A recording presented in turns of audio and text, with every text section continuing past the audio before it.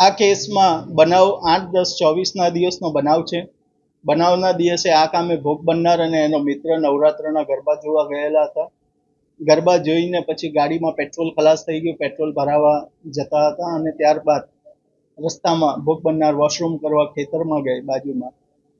એ દરમિયાન ત્રણેય આરોપીઓએ આ ભોગ બનનાર અને એના મિત્રને જોયા, એનો પીછો કર્યા પછી ભોગ બનનારનો જે મિત્ર છે તે મિત્રના પહેલા તો કપડાં કઢાવી નાખ્યા, એ લોકોને ધમકાવ્યા, ભોગ બનનારનો મોબાઈલ લૂંટી લીધો.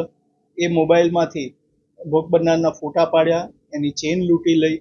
ત્યાર પછી ત્રણ આરોપીઓએ એક પછી એક ભોગ બનનાર સાથે ખેતરમાં ગેંગ રેપ કર્યો અને ગેંગ રેપ કર્યા પછી ગામ લોકો આવી જતા ત્યાંથી ત્રણેય આરોપીઓ નાસી ગયેલા.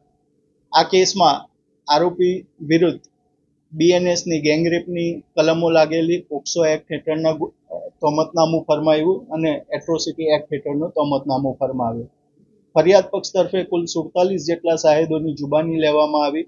એ ઉપરાંત દસ્તાવેજી પુરાવાઓ રજૂ કરવામાં આવ્યા, જેવા કે એફએસએલનો પુરાવો, મેડિકલ એવિડન્સ, પંચનામાનો પુરાવો, એક્સ્ટ્રા જ્યુડિશિયલ કન્ફેશનનો પુરાવો, આ બધો પુરાવો રજૂ કરવામાં આવ્યો. અને સુરતના સ્પેશિયલ જજ શ્રી વી પરમાર સાહેબે પ્રોસિક્યુશનના પુરાવાને માન્ય રાખ્યો અને આરોપીને આજરોજ કસૂરવાર ઠેરવ્યા. આરોપી મુન્ના અને રાજુ ઉર્ફે પાસવાન.